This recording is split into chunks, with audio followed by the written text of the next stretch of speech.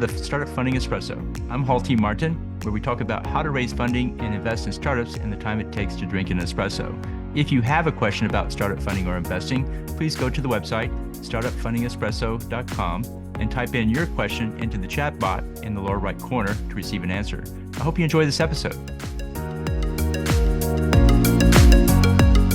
Hello, this is Hall T. Martin with the Startup Funding Espresso, daily shot of startup funding and investing.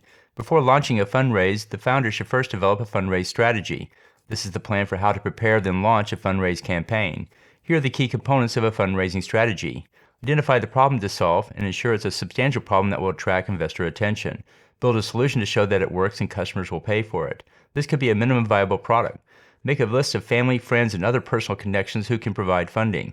The early stage of funding is the hard part and should be done by those who know you. For the rest of the raise, you'll need to show a traction, a growth story, and a key insight that drives your business. Traction is revenue that is growing. A growth story shows how your product fits the market and customers are engaging with it. And the key insight is your knowledge of the problem and how to solve it with the unique solution. The unique solution is your value proposition. Investors look for a competitive advantage, and having a key insight helps. Consider these elements in building your fundraising strategy. Thank you for joining us for the Startup Funding Espresso, where we help startups and investors connect for funding. Let's go start hustling today. Hall T. Martin is the director of Investor Connect, which is a 501c3 nonprofit dedicated to the education of investors for early stage funding. All opinions expressed by Hall and podcast guests are solely their own opinions and do not reflect the opinion of Investor Connect.